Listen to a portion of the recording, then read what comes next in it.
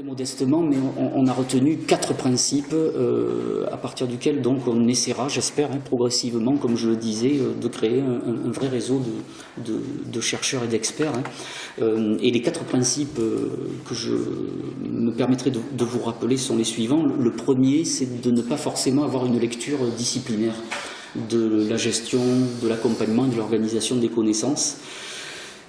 J'appartiens à un laboratoire et à une équipe donc, qui est pluridisciplinaire, où on trouve de la psychologie, des sciences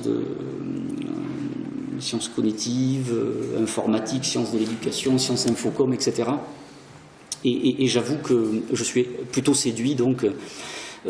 par ces lectures plurielles que l'on essaie de donner à chaque fois à ces questions ou d'apprentissage ou d'accompagnement, etc., et de la connaissance. Et donc le challenge, entre guillemets, était d'essayer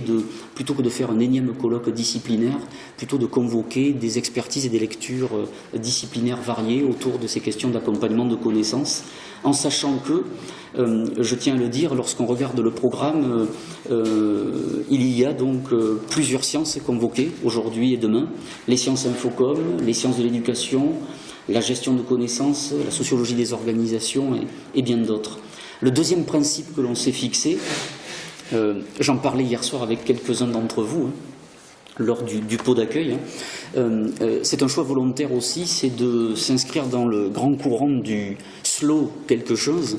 et là clairement c'est du slow knowledge ou slow colloque, c'est-à-dire en fait de vous laisser le temps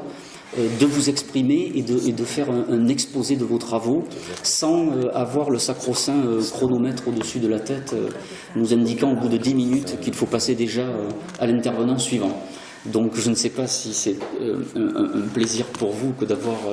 beaucoup de temps, et c'est une forme de pression que je vous donne les uns les autres, mais vous aurez alors les plénières à 45 minutes et puis surtout les communications d'atelier sur une base de 25-30 minutes, sachant qu'ensuite aussi on essaiera d'être rigoureux, mais on laissera une petite demi-heure à l'échange, aussi à la confrontation d'idées. Enfin, j'aime bien rappeler que l'objectif d'un colloque n'est pas seulement de prendre la parole, mais c'est surtout de prendre le temps de s'écouter, de réagir, et voire même des fois de se dire des choses et des désaccords, en fait, à partir du moment où, bien entendu, tout ceci sont argumentés. Le troisième principe, donc, il est important aussi, c'est celui d'observer ou de s'intéresser à des secteurs d'activité extrêmement variés et variables. Ceux de la santé, de l'éducation dont on parlait, du monde de l'entreprise, de l'éco-construction, du monde associatif. Je ne dis pas avec ce premier programme que nous y sommes intégralement parvenus, mais on voit quand même à travers les intitulés